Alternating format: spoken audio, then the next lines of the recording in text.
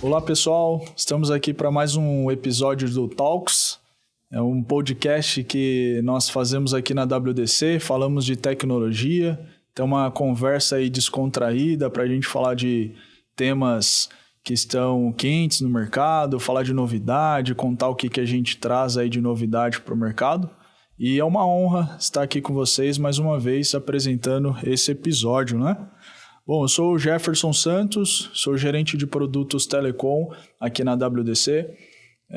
Cuido aqui dessa equipe de produtos, faço a gerência aqui desses produtos e trago ali tudo que tem de novidade do mercado para vocês, clientes, ISPs e outros clientes aí do mercado, né? Antes de nós começarmos, eu gostaria de convidar vocês para que possam seguir o canal da WDC. Então, WDC Networks aqui no YouTube. E não se esqueçam de se inscrever no nosso canal e de ativar o sininho. Assim vocês vão receber todas as novidades aí, vão ser notificados quando a gente trouxer novos conteúdos aí para vocês, tá bom? Então, ative aí o sininho para você não perder nenhum conteúdo.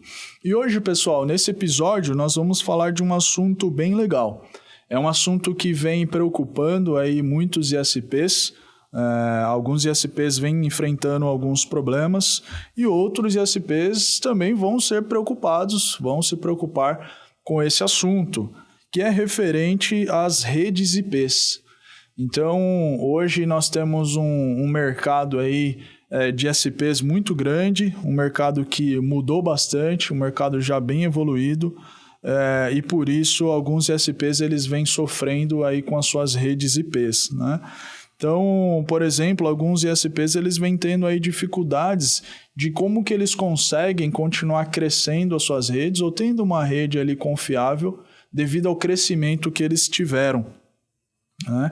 Então, com certeza é um desafio aí para os ISPs construir uma rede eficiente, uma rede que possa assim suportar o crescimento que eles vêm tendo.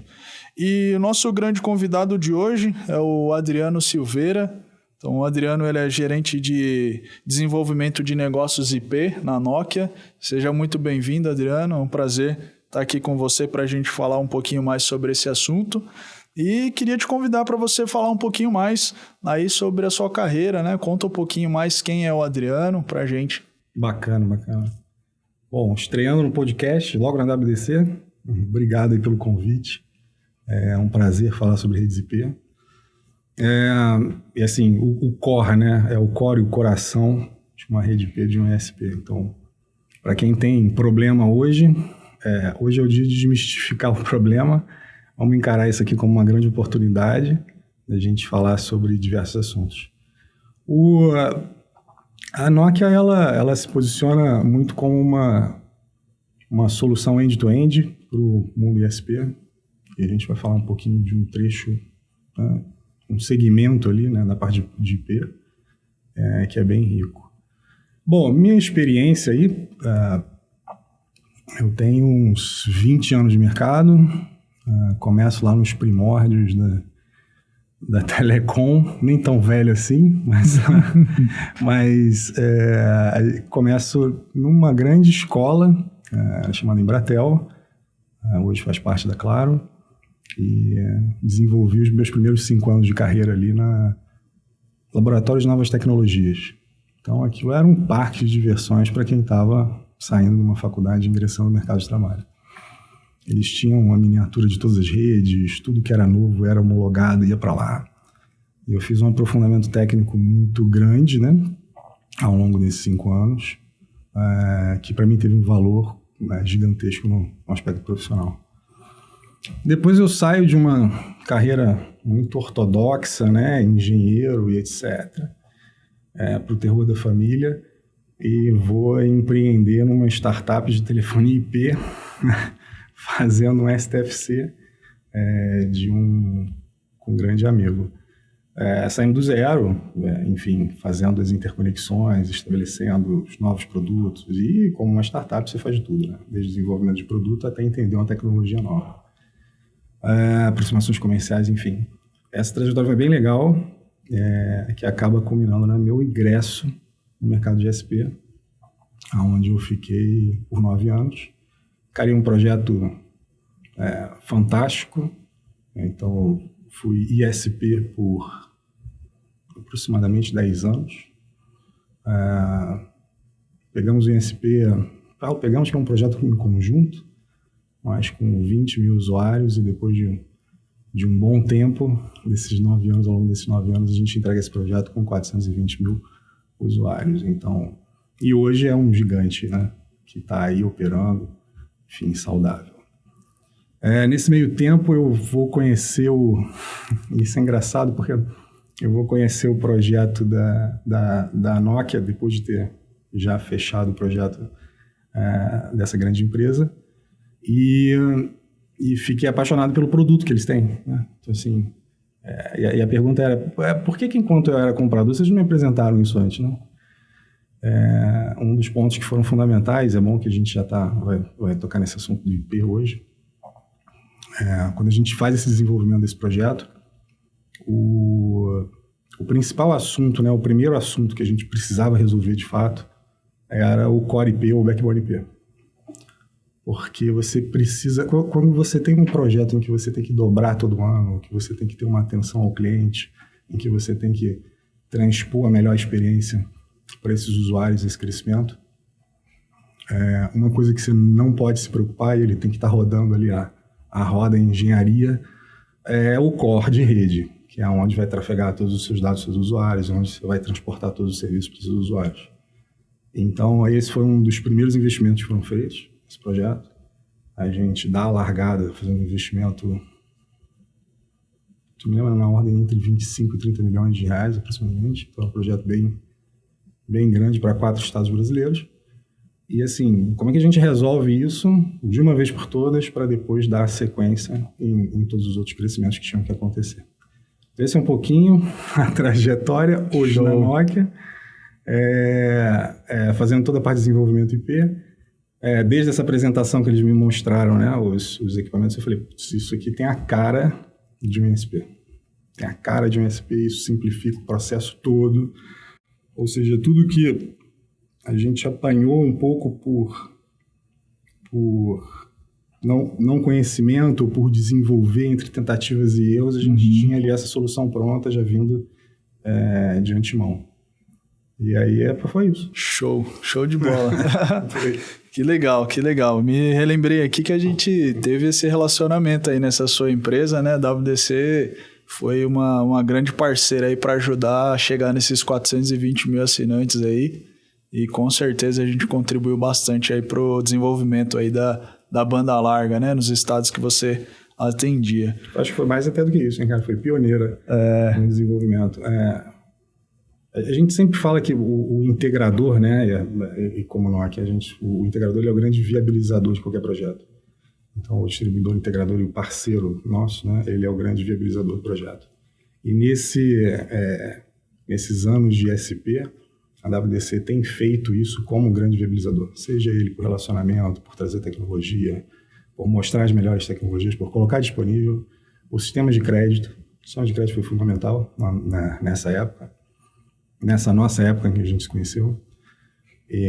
Enfim, eu acho que essa colaboração em conjunto de tecnologia, mas entender de fato o dia a dia a dor do cliente final, potencializa absurdamente não só o que foi feito até hoje, mas todas as ações futuras que a WDC ainda tem por vir. Legal, show de bola. E Adriano, vem cá, a Nokia ela entrou aí nesse mercado, né, de telecom, agora aqui para os ISPs, a gente pode falar que é um fabricante recente, né, no portfólio. Ela sempre foi reconhecida ali, os clientes sempre lembram por conta do celular, né? Então, quando a gente fala Nokia, o cara fala, cara, é sinal de qualidade, eu sempre tive o meu Nokia ali, nunca teve problema, né? Sinal de qualidade. Mas como que a Nokia se tornou, assim, então, um dos principais fornecedores para esse segmento de telecom, principalmente IP? Conta pra gente um pouquinho dessa trajetória da Nokia. Conto. Vou tomar a liberdade também de contar um caso pessoal. Eu chego em casa com um crachá, tinha recém-contratado, 2 dias. Aí o meu crachá estava em cima da mesa, meu filho de 11 anos me pergunta assim, caraca, pai, que legal, a Nokia tijolão. Então, assim, de fato, assim, tem um nome muito forte sobre a Nokia. E aí você vê uma geração muito recente, ainda correlaciona esse nome com confiabilidade, com garantia, com certeza de funcionamento, né? Então, isso tudo traz no DNA da Nokia desde então. É uma empresa de 150 anos. Então, o Bell Labs está fazendo 100 anos esse ano, comemorando. Então, é uma empresa muito robusta, uma empresa de engenharia que preza muito pelos conceitos, né, de entregar aquilo que ela se propõe a fazer. E a história do IP, ela é uma aquisição da Nokia, que acontece aproximadamente em 2015, 2016, mas antes disso, o conceito nasce por uma empresa há 24 anos, aproximadamente 24 anos, e ele é inserido um conceito de service routing. Então, o software, todo o sistema operacional, ele é orientado a serviços. Puta, mas que serviço, né? Além de um roteador ter a capacidade de transportar um pacote de uma porta para outra, né, e entender a rede de forma a não ter falhas, ela também tem que propiciar uma série de serviços. Exemplo, um BNG, um CGNAT, são tipos de serviço de autenticação de usuário, de troca de endereço, enfim. Serviços de interligação de ponto a ponto. Então, esse conceito ele nasce, a princípio, como um service routing, como um roteador orientado a serviços, que era algo inovador há 25 anos atrás. Uhum. E à medida que isso vai evoluindo em outras fusões e aquisições que aconteceram ao longo dos anos, foi se desenvolvido também um chipset próprio, que é o nosso FP. Hoje a gente já está na quinta família. Que legal. Chipset. E isso mostra a combinação perfeita ali entre ter um sistema operacional próprio e um chipset próprio. Então você faz esse casamento perfeito. E por mais que seja uma novidade hoje, tem muita gente no mundo ISP, né? É verdade. ISP de 10, 20 mil empresas aí. Que comenta, poxa, eu conheço isso há pouco tempo, né? Vocês estão há pouco tempo, na verdade, a gente já está há 25 anos operando nas operadoras. E tem um dado que é legal, acabou de sair a renovação, número 1 em roteadores IP no mundo, pela Dell'Oro.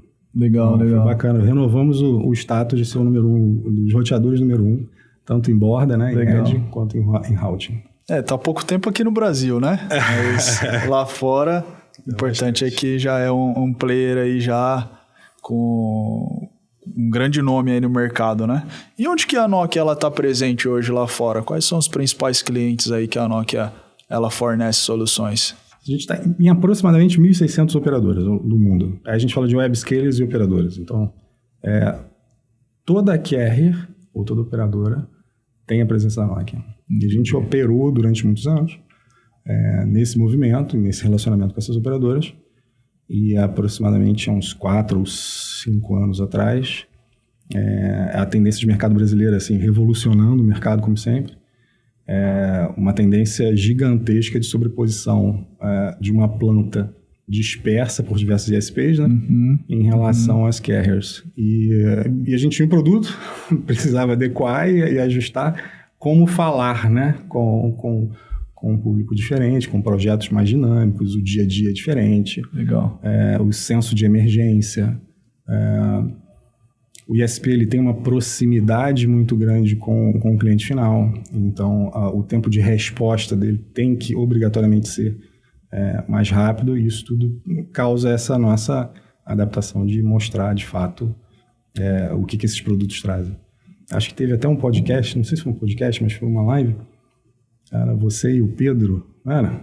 Acho que sim. Veio uma frase falando assim, vou colocar depois que você coloca o Nokia, não tem ex-Nokia? Não tem ex-Nokia, né? Não tem ex-Nokia. Então, assim, apesar do mercado estar começando a conhecer, é legal ter já esses relatos de quando entra um roteador desse na rede para uma determinada função, dificilmente ele vai ser substituído, porque a gente pensa nesses equipamentos em durar mais tempo dentro da rede, em como é que vai salvar o investimento desses nossos clientes que estão começando a usar esses recursos. Show de bola. E é isso que a gente vai falar aqui um pouquinho, né? A gente vai contar um pouquinho aqui sobre o portfólio aí, como que a Nokia ela consegue atender as necessidades aí do ISP, né? Quando a gente fala ali de ISP, quando eles começaram aqui no Brasil, a gente lembra que foi um grande desafio ali para eles, né? Então, atender a demanda que eles tinham, a demanda tecnológica que eles tinham, e ter acesso ali a equipamentos de ponta, né? Então, não é que não tinha os equipamentos, até tinha, mas com valores muito mais altos. E aí o desafio desses ISPs era como que eles conseguiam encontrar um produto que tivesse um custo-benefício, que atendesse eles ali, enquanto eles estavam crescendo, atendesse a necessidade, e que atendesse eles também depois que eles já tivessem um certo tamanho, né?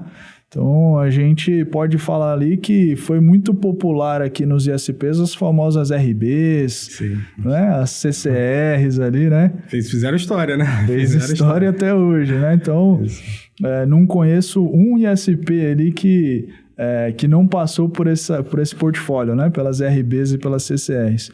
Só que com o tempo, esse mercado ele foi evoluindo, o ISP ele foi crescendo de tamanho, os assinantes ali, a quantidade de assinantes foram crescendo e o ISP ele teve que começar a empilhar esses equipamentos para dar conta ali do recado, né? Exato. E ali foi necessário ele dar um passo além, né? Ele precisava de produto com maior capacidade, um produto que desse assim, então essa possibilidade para o ISP continuar crescendo.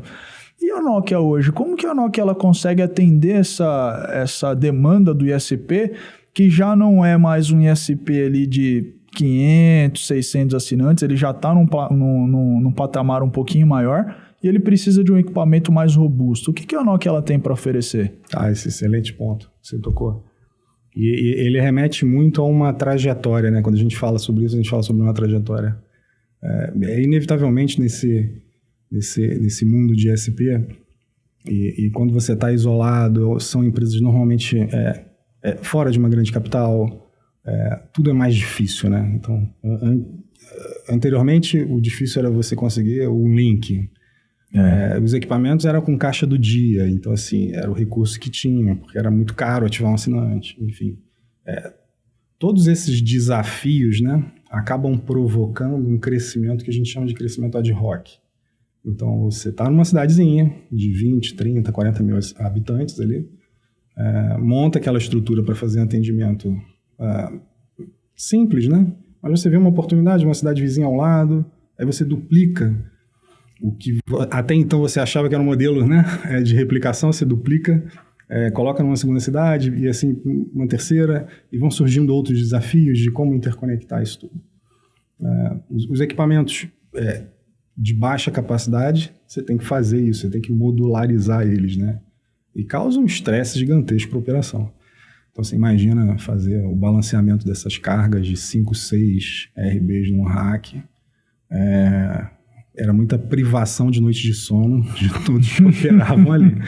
Mas são dores de crescimento, né? São bons problemas para quem está, de fato, crescendo.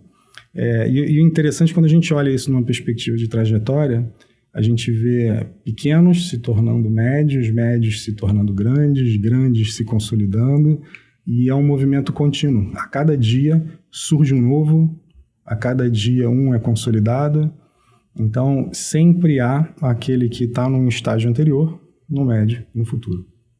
Só que todos estão dentro do mesmo linha temporal. Como é que eu vou dizer isso? O hoje é o hoje, não vai mudar. Então mesmo o cara que nasce hoje, ou que é médio, ou que ele é grande, ele está num sistema competitivo igual. As tecnologias na ponta já vai ser Wi-Fi 6, o assinante está com 5, 6, 10, 15 dispositivos dentro de casa, ele exige essa disponibilidade dos seus devices muito mais do que antigamente. Ninguém fica sem internet hoje. Necessidade básica, né? Assim, ele pode até atrasar algumas contas, né? Mas assim, a necessidade básica ele não fica sem. Então, assim, como está todos eles no mesmo estágio tecnológico, mas em diferentes tamanhos de crescimento, a Nokia, ela internaliza isso e tenta entender qual é a jornada que esse SP precisa. Então, a gente começa a desenvolver equipamentos de rede, de telecom, que são para pequenos, para médios e para grandes. Então, por conceito, né, a Nokia vai querer sempre entregar dispositivos e roteadores que possam te acompanhar no seu crescimento evolutivo. Aí a gente coloca soluções como a SRA, que são roteadores de pequeno porte, que vão comportar ISPs ali até 12, 15 mil usuários.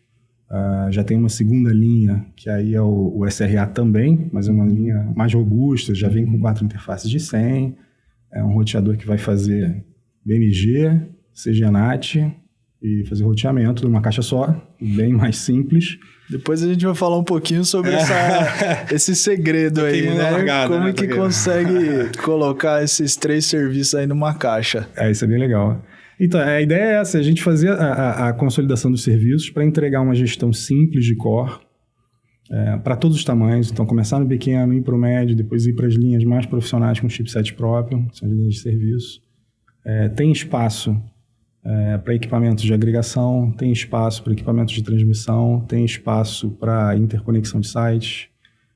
Então, assim, tem equipamentos que são para cada etapa da arquitetura da rede. Você imagina que lá atrás, num crescimento ad hoc, todo POP ou toda estação, mesmo equipamento.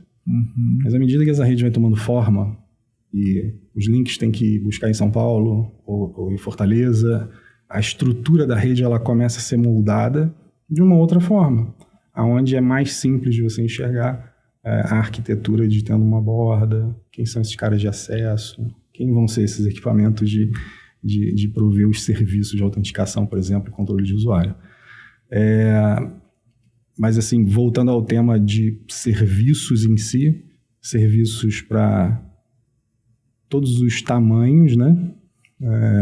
Eu não considero pequeno, um cara de 10 mil usuários, assim, ele já tem um movimento grande de assinantes e uma responsabilidade de conectividade considerável.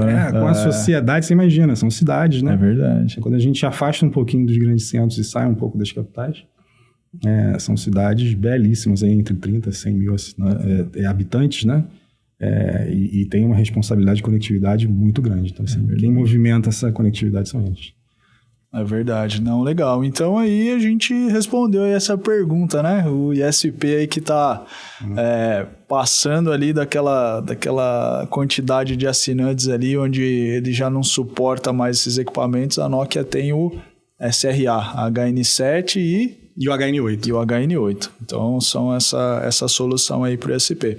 E quando o ISP ele já está num patamar um pouco acima, ele já está pensando ali em fazer conexões já com porta de 100 GB, agregar alguns outros serviços ali na operação dele, o que a Nokia ela consegue oferecer ali para o ISP para atingir essa solução, né? Legal. Aí a gente fala com mais orgulho ainda, né? Que aí são as soluções da linha 7750, mais comumente conhecidos como SR, é a nossa linha SR.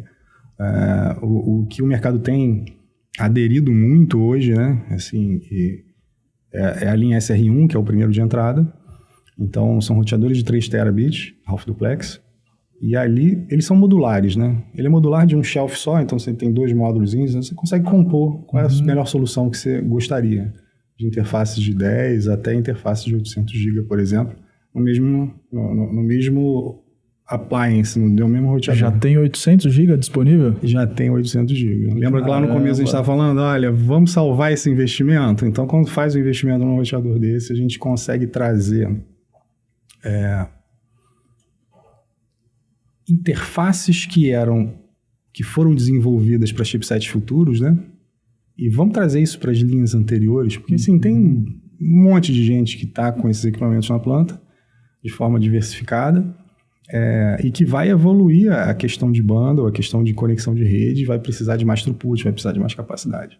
Então, a Nokia traz sempre essa proposta de trazer tanta criptografia, de trazer as portas de 800 GB também para chipsets anteriores da linha. Então, você, provedor, que comprou um SR1 aí, estava feliz com as portas de 100 GB, já estava atendendo. Então, você vai ter a oportunidade de ter ali ainda placas com portas de 800 GB. De 800 GB. Que avanço, incrível, né? Incrível.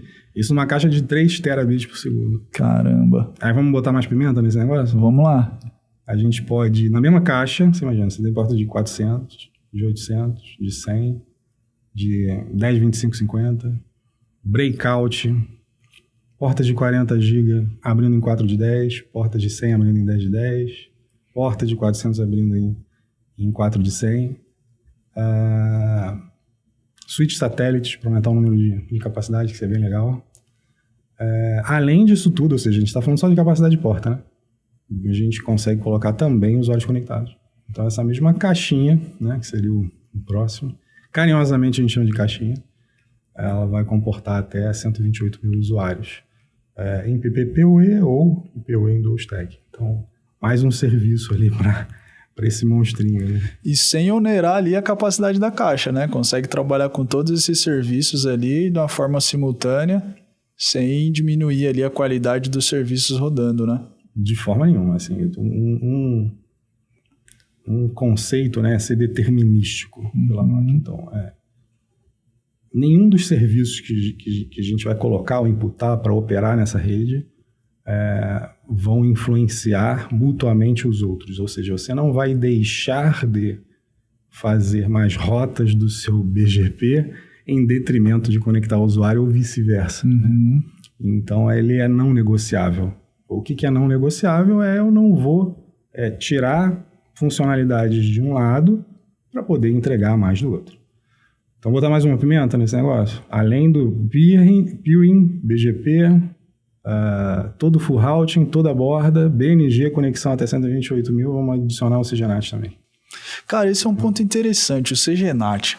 Porque hoje a gente vê que é comum no mercado o ISP ele ter uma caixa para o BGP, uma caixa para o BNG, uma caixa para o CGNAT, e ele vai empilhando ali essas caixas que chega uma hora que não tem espaço em rack.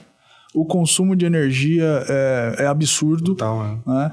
Muitas vezes o ISP ele tem um OPEX ali que acaba indo o dinheiro pelo ralo. Então é um custo que ele tem mensal ali que muitas vezes o ISP ele não consegue enxergar. E a Nokia ela tem tudo isso numa caixa só.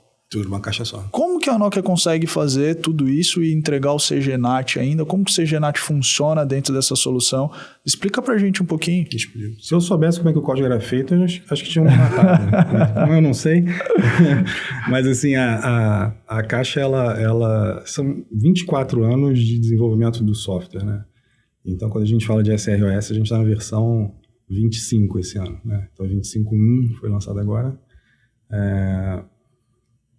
Quando se desenvolve um sistema ao longo desses anos e com uma filosofia de muito desenvolvimento e teste, você consegue uma série de garantias, né? E essas garantias foram sendo construídas ao longo desses anos, com, obviamente, o casamento perfeito ali do chipset. A gente trabalha só com essa linha, não? A gente vai falar sobre os outros equipamentos de agregação, que não são da linha de serviço, mas ainda voltando para a linha de serviço, a gente consegue conviver com todos eles no mesmo equipamento, porque a gente entende que a redução do ponto de falha de rede ele é a chave para que você tenha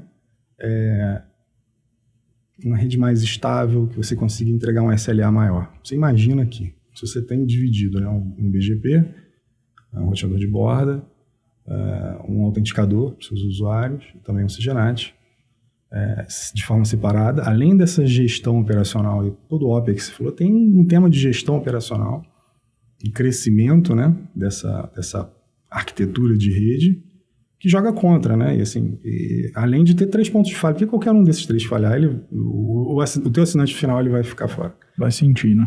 Então, assim, a proposta ela é justamente evitar com que tenha muitos caminhos desse pacote desse usuário percorrendo dentro da rede, focar todos eles dentro da mesma caixa de serviço e garantir que isso seja entregue na mesma caixa. Tem alguns recursos, né, de vendors que eles dividem, mas é só por uma limitação, né? Ou seja, existe uma limitação de processamento, etc., que faz com que essa divisão seja feita. Esse é o cerne da questão. Não é uma questão de uma arquitetura de rede propriamente dita, né? Ao passo que consolidar acaba sendo o melhor caminho, né? Tem outras vertentes para que você consiga separar isso, mas aí são questões de gestão, né? Eu tenho uma gestão de atacado, de wholesale, então quero equipamentos de wholesale separados da planta B2C, de usuários finais, enfim. E aí são mais requisitos de negócio do que requisitos técnicos, propriamente dito. Entendi. E ali o CGNAT, eu sei que o CGNAT ali no SR1 ele é feito por um módulo, né? Sim, módulo ESA, né?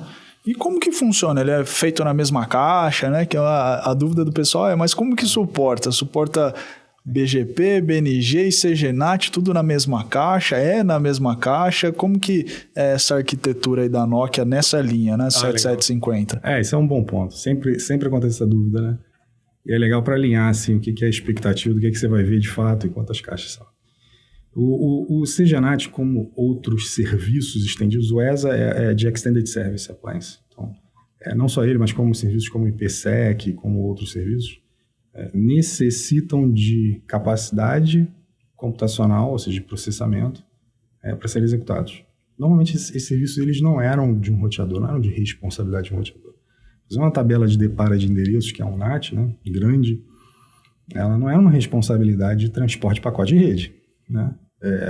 Mas usa NAT para quê? Para entregar conteúdo. Então, por que não pegar esses serviços e trazer cada vez mais para perto ou para junto da gestão de rede?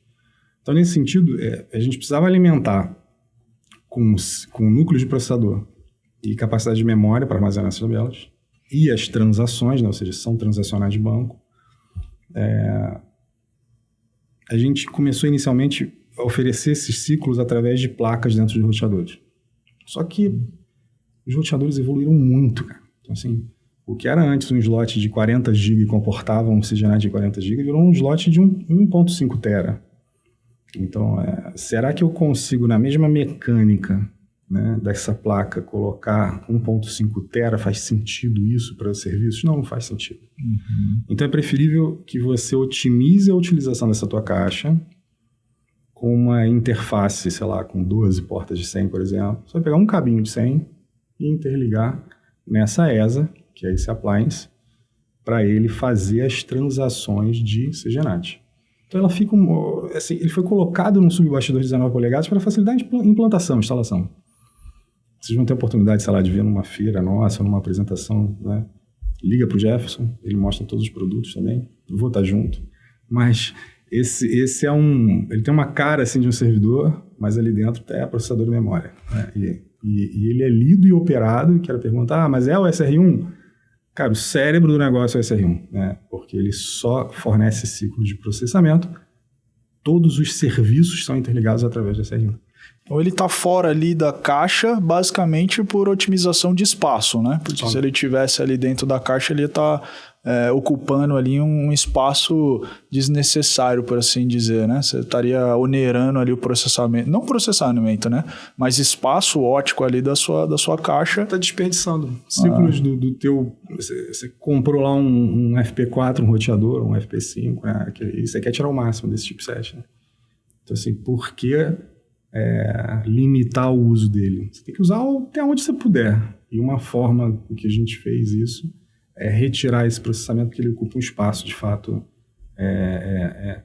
de tamanho, assim, né, maior do que comportaria dentro do roteador. Legal, show de bola. Então, a gente vê que realmente é uma solução aí robusta, que atende os ISPs de qualquer tamanho, né? Você falou aí em BNG de até 128 mil usuários autenticados em uma caixa. Em quantidade de porta de 100 GB física, a gente está falando ali de até 24 portas, né? Se você utiliza ali o Intelligent Aggregation, você chega até 40 portas num SR1, né? E isso tudo a gente está falando em 2 U's de rack. 2R. Se você utiliza o ESA mais um U, 3 U's de rack com essa capacidade aí absurda de processamento que o provedor ali, ele consegue ter. Uma economia de energia também absurda, né, por unidade de rack. Então, a densidade, não só a densidade de tráfego por unidade de rack, quanto também a economia de energia, que dá um chute aqui, uns 60% abaixo de qualquer solução igualitária, né, se a gente for colocar todos os serviços. Um show de bola. Só dando um spoiler aí pro pessoal, nas próximas semanas aqui a gente vai fazer uma live e aí a gente vai ter um feedback de um cliente nosso, que ele utiliza hoje um SR1 e ele substituiu ali algumas caixas que ele tinha essa arquitetura descentralizada, uma caixa para fazer borda, outra para fazer BNG, outra para CGNAT, e aí já não dava conta, já estava empilhando caixa em cima de caixa, e aí hoje você vê o cenário dele do depara, né? Ele adquiriu esse SR1 aqui na WDC por meio da locação, por meio do TAS, e o feedback dele, dando spoiler, hein? É que com a economia de energia que ele tem, ele paga a mensalidade do TAS. Que legal. Então, para ele, basicamente, o SR1 saiu de graça, por assim dizer, né? Uma economia tá pagando ali. E ali foi um feedback bem legal que a gente tem, não só desse cliente, né? Um dos clientes, mas foi muito legal e a gente vai compartilhar aqui com vocês, né? Então, fiquem ligados aí no canal da WDC. Não fica só na teoria, né? A WDC, na teoria também vai para prática. E também vai para prática, muito bom, muito bom. Legal. Show de bola. E, cara, eu queria te perguntar mais uma coisa que hoje é uma dor, assim, de todos os ISPs. Acho que não tem... água, né? Posso pegar uma aguinha aqui? Pode, fica à vontade aí. Eu acho que não tem um ISP que hoje não sofre com isso. E a gente vê que cada dia muda a tática ali de concorrentes, por assim dizer, né? Ou de empresas maliciosas que fazem isso, que é o ataque DDoS, o ataque DDoS. A dor, né, cara, do mercado como um todo. Cara, E hoje a gente sabe que evolui esses tipos de ataques, né? Antigamente a gente tinha ataques volumétricos ali que consumia a banda do ISP. Hoje você tem outros tipos de ataque que são milhões e milhões de pacotes por segundo de requisições que chega ali no ISP e muitas das vezes os equipamentos eles não aguentam. Né? Então o processador do equipamento topa, vai lá em cima, o serviço cai e ali isso reflete em congestionamento de rede, reclamação do usuário final, interrupção de serviço, e isso vira realmente um caos ali, né? O ISP ele sofre muito.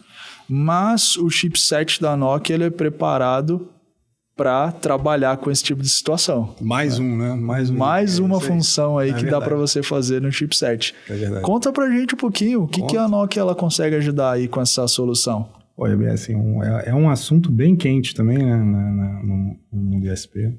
Tem um tema de concorrência, obviamente, mas tem um tema de viabilidade desses ataques, né? O que a gente vem vendo é que você falou, né? Pacotes, número de pacotes, volumetria de tráfego, ataques diversos. E cada vez mais esses ataques, eles são mais relacionados a tráfegos genuínos, né? O que a gente vem crescendo muito são os botnets também. Então, numa ponta você tem esses devices, né, que geram esses ataques de forma distribuída, uma volumetria brutal,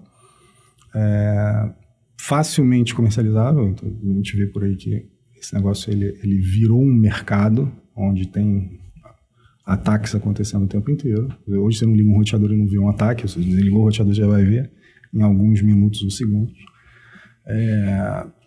E associado também à alta disponibilidade de banda. Você imagina que todo o mercado, por concorrência e também por experiência do usuário, começa a melhorar as suas redes e seu upstream. Então você cria um canhão para gerar tráfego para fora e também uma vulnerabilidade em vários dispositivos. E é um tráfego genuíno, né? Então essa é a grande problemática, como é que você identifica de fato aquilo que é ou que não é um ataque. Aí tem diversas estratégias, né? Mas o que a Nokia percebe é que não basta só ver volumetria de tráfego, não basta só você ver algo que é anormal ou anômalo ao teu comportamento diário, porque esse comportamento ele é errático, né? Assim, a cada dia uma estação, tem um programa, tem uma final de campeonato. Então, enfim, existem eventos que são fora e não dá para se basear só por isso. A Nokia ela tem uma característica nesse chipset que casou muito bem com um produto de defesa, que é a capacidade de colocar linhas de filtragem. Então, esse é um chipset que comporta até 250 mil linhas de filtragem. Por que tanta linha, né? É para que você seja tão preciso quanto necessário para filtrar só o tráfego que é malicioso. Você tem que deixar passar o resto. Essa é uma dificuldade hoje, né? A gente vê muitas soluções no mercado que oferecem mitigação, só que o que diferencia é que às vezes ele bloqueia demais ou ele deixa passar demais. Então, para achar ali esse equilíbrio, eu acho que essa é a grande dificuldade, né? O grande desafio. Qual é esse nível de assertividade? Né? À medida que esses ataques vão acontecendo, eles vão gerando uma série de assinaturas, então, chamados vetores, né? Você começa a identificar um padrão num determinado ataque. Só que, como o conteúdo desses pacotes ele também é genuíno, ou seja, vai ser gerado no DVR do elevador daqui, vai ser gerado em alguma IoT da vida, ele é o original, ele é um payload, né? Não tem como diferenciar, né? Ele é uma carga verdadeira passando. Como é que você vai dizer que ele não é? Então, além das anomalias, é necessário que você tenha um grande mapeamento. Aí, o que a Nokia faz? Ela desenvolve um sistema chamado Genome, e é onde ela identifica a necessidade de mapear 100% da rede IP do mundo. Eu estou falando de mais de 5 bilhões de endereços IPs. Aonde eles estão, quem eles são, qual o histórico, e de um outro lado, quais são esses vetores. Essas duas informações, né, que são fornecidas através desse serviço, são a chave, né, de todo o conhecimento que a gente coloca sobre esse produto, e com as estratégias desenvolvidas para fazer essa mitigação, em conjunto com o chipset, a gente consegue fazer a mitigação na borda, né? Que é o que a gente considera como mais eficiente. Cara, que interessante, né? Muito legal, que interessante. E a gente vê que é uma solução realmente robusta, que é diferente do que o mercado entrega hoje, né? É o que você falou. A Nokia tem essa inteligência que ela fica aprendendo ali conforme as coisas vão mudando. E eu acho que esse é o segredo da Nokia ser tão eficiente quando tem uma mudança ali de tipos de ataque, né? Então, como a Nokia ela tem essa aprendizagem, ela já reage rapidamente ali à evolução desses ataques, né? Então, eu acredito que isso acaba sendo aí muito bom, muito proveitoso para os ISPs, né? A gente já tem alguns ISPs aqui no Brasil utilizando e realmente os números ali são impressionantes, né? São impressionantes. E foi impressionante, inclusive, lá no início. A gente começou a acompanhar um projeto com ISP, de ver o nível de automação dessa plataforma, que é outra coisa que chama muita atenção. Olha, posso estar falando um número errado aqui, mas acho que foram aproximadamente 6.900 ataques em 30 dias, identificados pela plataforma, sendo que 11 deles já não tem intervenção manual. Então, a gente está falando de um cara com mais de 3 noves numa solução automatizada.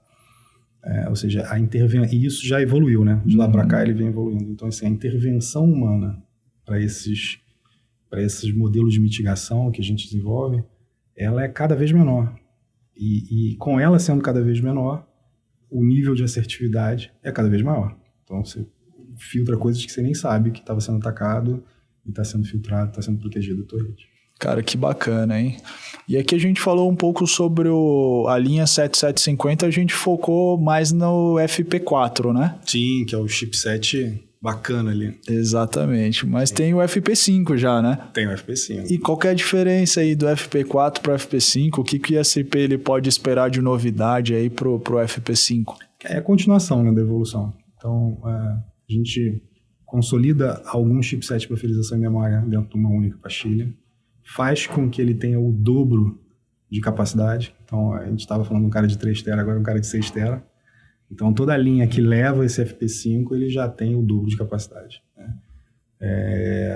Mas, assim, é uma evolução, né? Essa é a evolução.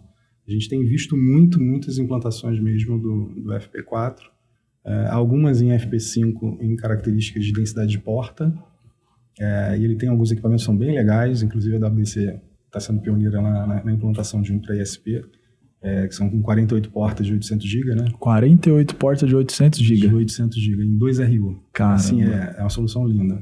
E ela é DD, então, assim, ele é retrocompatível com todas as outras interfaces que você quer. Então, é um cara, assim, muito flexível, né? E é um roteador de serviço. Então, nada impede dele também estar operando a tua borda de serviço. É a continuidade, é a evolução para essa linha de Service Routing. A Nokia vai continuar sempre fazendo esse desenvolvimento dessas linhas de produto. Não, legal. Realmente o portfólio da Nokia é impressionante, né? A gente vê que atende ali desde o ISP pequeno, por assim dizer, até grandes operadoras, né? As grandes operadoras aí mundiais atende eles, né? Esse portfólio. E é interessante que esse portfólio está disponível para todos. O mesmo ISP que está ali numa AT&T, ali nos Estados Unidos, é o mesmo roteador que pode estar disponível para o ISP aqui no Brasil, né? A Nokia não tem essa distinção, né? Não, nenhuma. Não tem reserva de equipamentos que ficam num canto ou no outro, não. Isso realmente é impressionante. Ô Adriano, eu queria saber um pouquinho mais também sobre a linha de produtos que vocês têm, que são os roteadores de interconexão. Aquela série ali 7250, né? Então, os ISPs ali estão muito acostumados no mercado hoje a chamar de switch, né? E tem cara de switch. E tem cara de switch, né? É um Uzinho ali só. Um U cheio de porta, quando você olha ele de frente, ele parece um switch. Exatamente. Mas a Nokia, ela tem uma abordagem um pouquinho diferente, né? Para esse tipo de equipamento aqui no mercado. E aí ela traz esse conceito. Conta pra gente aí um pouco sobre essa linha de produtos. Lá no começo do bate-papo a gente estava falando sobre arquitetura, né? A gente consegue enxergar um pouco mais a arquitetura do core, da distribuição, do acesso, né? Ou seja, níveis e camadas de rede. Existem funções de agregação de tráfego, que são esses roteadores de interconexão, eles nascem para essa função, que eles exigem menos funções de serviços associados a eles, então eles podem ter processadores mais simples. A Nokia desenvolve uma linha de roteadores que é a chamada IXR, Interconnection Router, ou agregação, né? Que ela vai...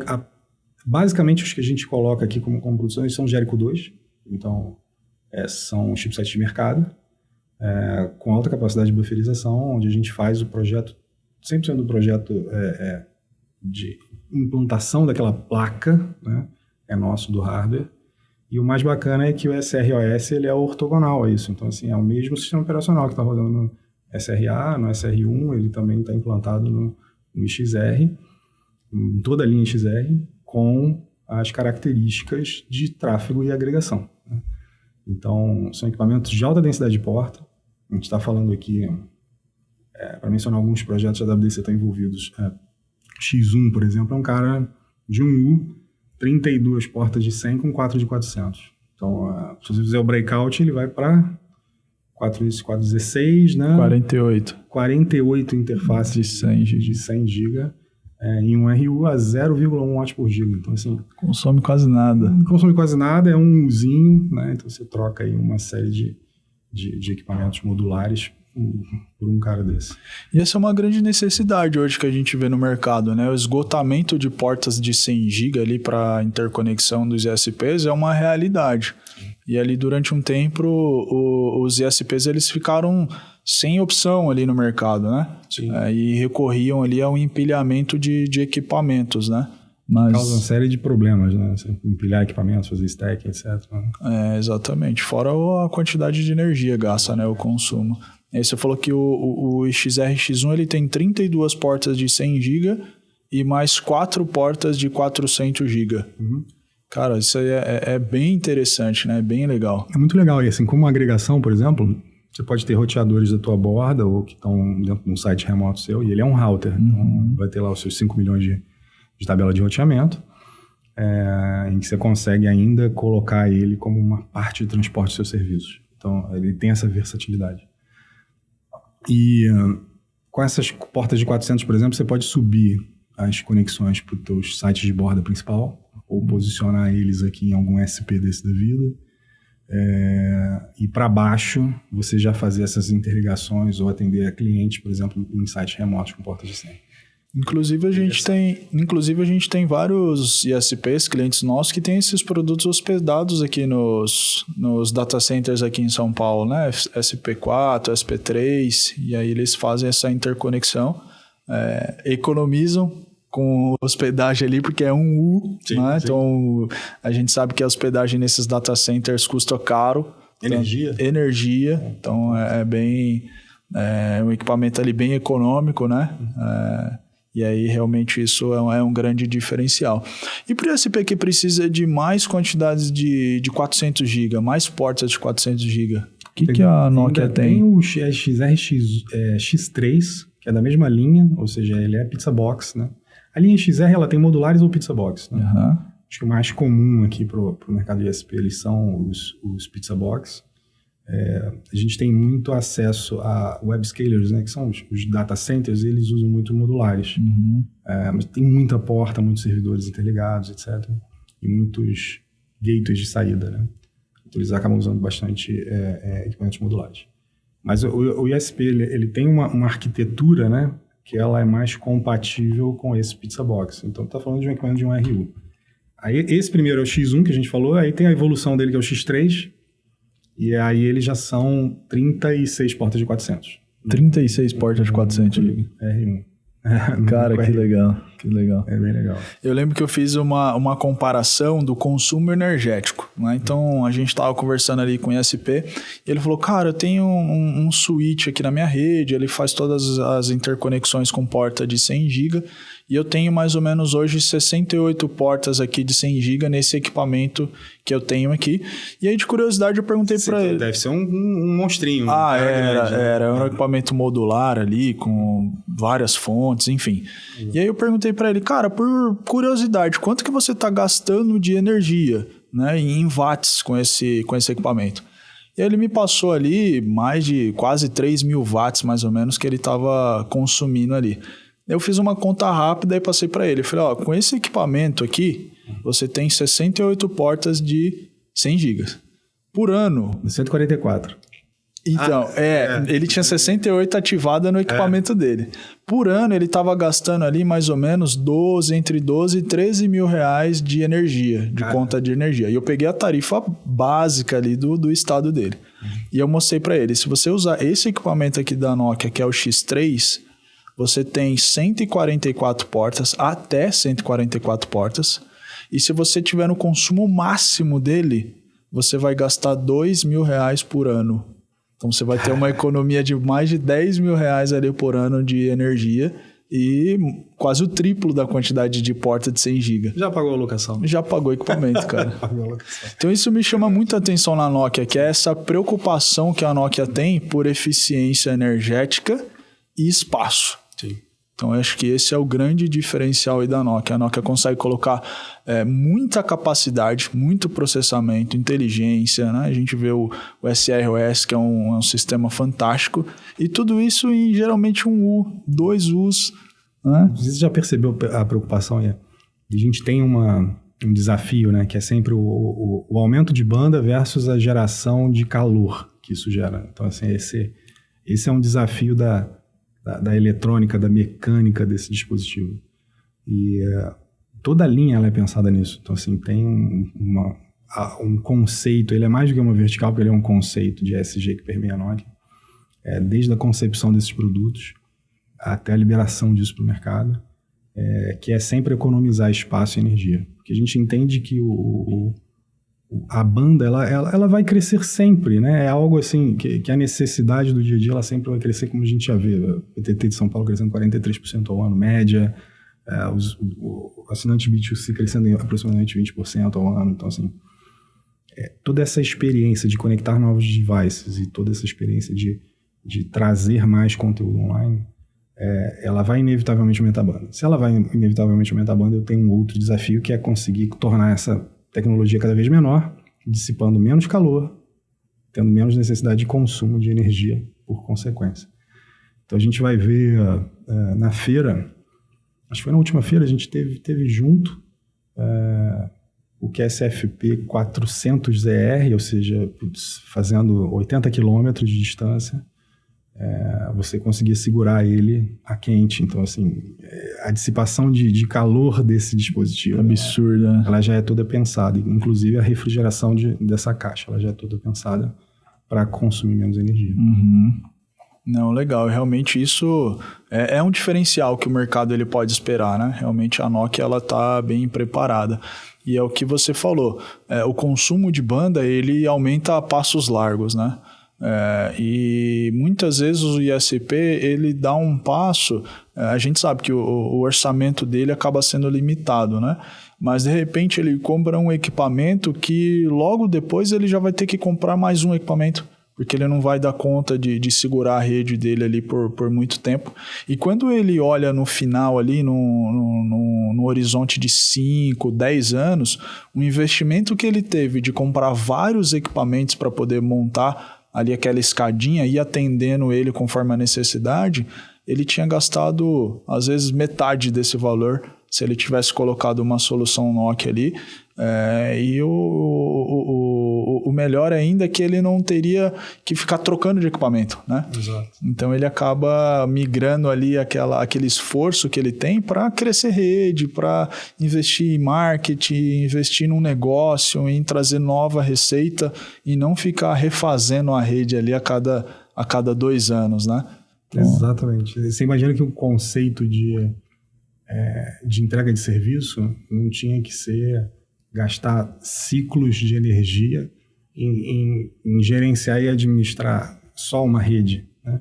Essa rede, acho que ela é o teu primeiro passo em insumo para que você corra atrás do que é relevante para o teu negócio. Vai pensar, cara, como é que fazer um plano diferente, como é que está a experiência desse seu assinante dentro e mais dentro da casa do usuário, ou seja, como é que melhora esse relacionamento, como é que melhora o seu NPS com o seu assinante. Então, assim, tem milhões de ferramentas de automação de convivência que deveriam ocupar mais ciclos de energia e da cabeça do empresário e do gestor do que propriamente dito rede, né?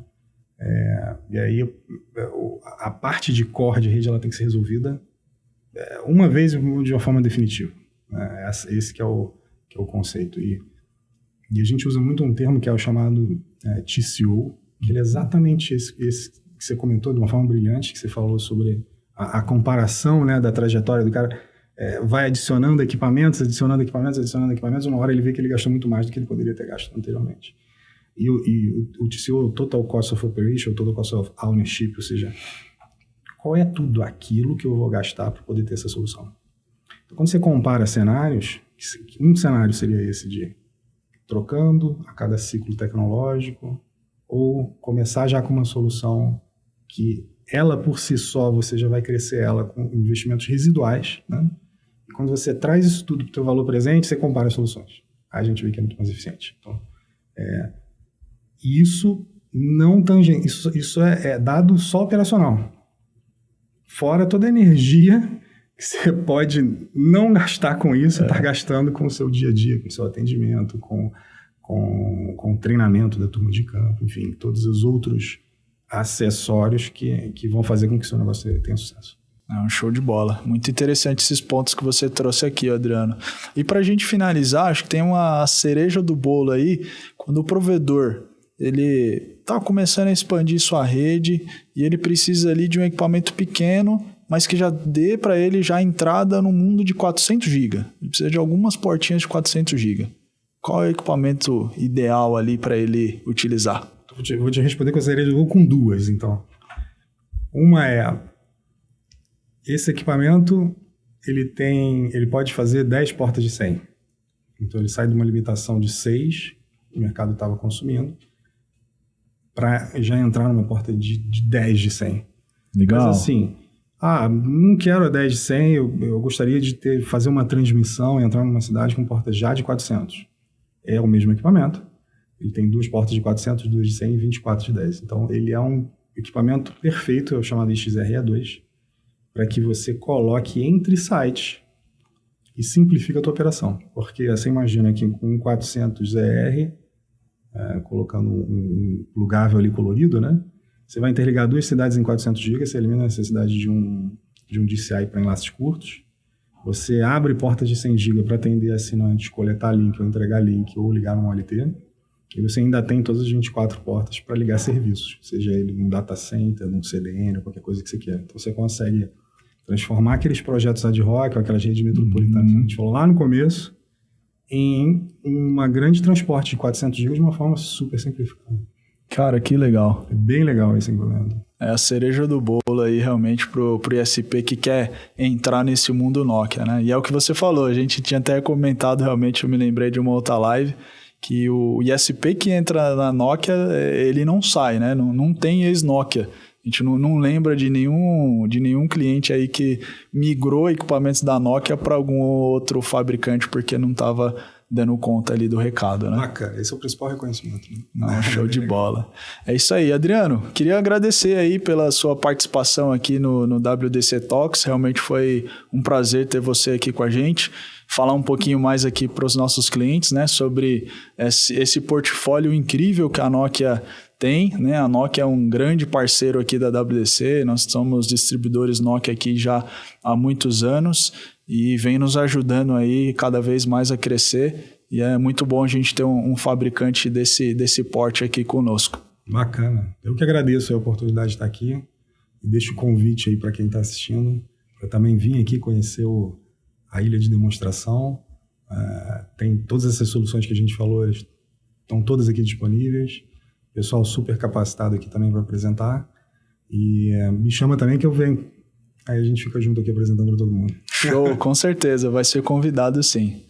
Bom, pessoal, esse aqui foi mais um episódio do WDC Talks. E se você gostou desse conteúdo, não se esqueça de dar o seu like aqui no vídeo. Compartilhe também com quem você acha que vai se interessar por esse conteúdo. Se inscreva no nosso canal, né? Ative o sininho ali para você não perder nenhuma novidade.